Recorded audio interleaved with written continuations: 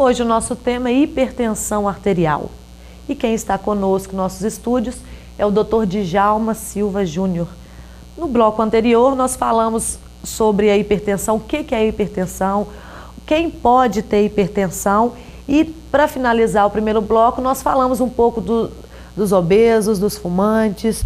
Isso a gente tem que pontuar bastante, né, doutor? Para a pessoa que tem hipertensão e continuar mantendo hábitos que não são saudáveis, pode piorar e chegar num AVC, um infarto ou não? Claro, a hipertensão ela tem alguns órgãos que realmente ela é muito maléfica, né? O coração, principalmente, o coração é o que mais sofre. Mas sofre também o cérebro, sofre também os rins, sofre também os olhos, né? A pessoa que é hipertensa, ela também vai perdendo a capacidade de enxergar. Pois é. Os rins vão perdendo a capacidade de filtrar, vão retendo mais sódio. A pessoa que já é hipertensa, já tem problema com sal, o rim deficiente em função da hipertensão arterial, ele vai perder a capacidade de eliminar o sal. Então, vai ter o que? A pessoa pode ter, geralmente o hipertenso é uma pessoa inchada, ele costuma inchar, certo. porque ele tem dificuldade na eliminação do sódio pelos rins. Então é por isso. Então, o cérebro ele vai tornar-se sujeito ao derrame, né? Principalmente as pessoas que têm a pressão de cima mais alta, os hipertensos sistólicos, que a gente considera a pressão mais alta. Esses hipertensos, eles tendem a fazer mais AVC, acidente vascular cerebral. E o coração é o que mais sofre de todos. Certo. O coração, a princípio, no paciente hipertenso, ele tenta compensar a resistência dos vasos, aumentando a contração. Esse aumento da contração hipertrofia o coração, ele aumenta a espessura interna dele. E com esse aumento da espessura interna dele, ele perde a capacidade de receptação de sangue. Com o tempo, o paciente não tratando, ele não vai mais hipertrofiar, ele passa a dilatar. Então, além dele não receber o sangue, ele passa a não contrair. E o paciente entra em insuficiência cardíaca, quando o coração perde a capacidade de jogar o sangue para frente e começa a acumular esse sangue nos vasos do pulmão. Então ele começa a ter cansado também, ele começa a crescer. No estágio mais avançado da hipertensão não tratada, ele deixa de hipertrofiar e ele passa a dilatar, ele cresce, ele dilata e ele perde a função principal dele, que é a de bomba. Ele não consegue bombear mais. Então, se ele não consegue bombear mais, pior fica o rim, porque o rim passa a não receber o sangue como deveria receber.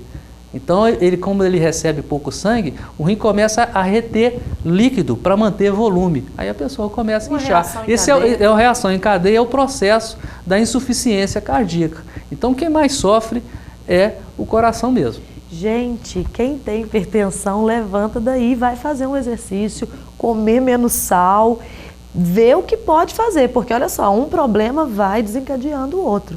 E aí chega numa situação que é impossível reverter, né, doutor?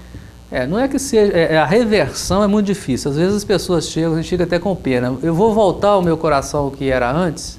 Eu vou voltar igual eu era antigamente? Às vezes não vai acontecer isso. Então o que a gente faz é tomar medidas para que a situação não piore.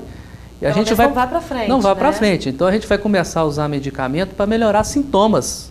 Mas a doença já está estabelecida, ela não volta a ter o coração que tinha quando antigamente. Então isso é uma coisa muito interessante com relação à hipertensão, porque a hipertensão, para a gente fazer uma prevenção primária naquele que não tem doença, é uma coisa de baixa aderência. Certo, então, de 30 milhões, só 3 milhões tratam. Então você imagina como é que é essas coisas.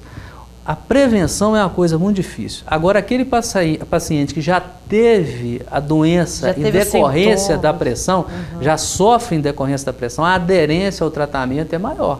O paciente que já teve um infarto, ele já passou pelo infarto, ele já teve um derrame, esses pacientes aderem mais ao tratamento, mas já estão aderindo numa fase já que não deveria ter chegado. Mas mesmo assim, eles vão ter benefícios, eles vão começar a sentir que tratando a hipertensão, eles não vão sentir tão cansados, eles não vão ter tanta arritmia. Então, quer dizer, eles vão ter benefício disso, eles não vão correr o risco do rim paralisar de vez, eles irem para a hemodiálise, eles não vão correr o risco de terem um novo derrame. Então corre o risco do rim paralisar. Corre o risco. A doença renal, ela é uma doença progressiva. E a hipertensão arterial tem muito a ver com isso, né? Se você associar a hipertensão arterial a um diabético, então é muito pior. A progressão da doença renal vai ser maior, né? E essas pessoas que são hipertensas, que têm diabetes, que têm insuficiência renal, o nível de pressão arterial que a gente quer nessas pessoas é ainda menor do que o 12/8, que a gente considera uma pressão ideal. Aí o senhor está falando 12/8, às vezes a pessoa afere, né? Mede, né, a pressão.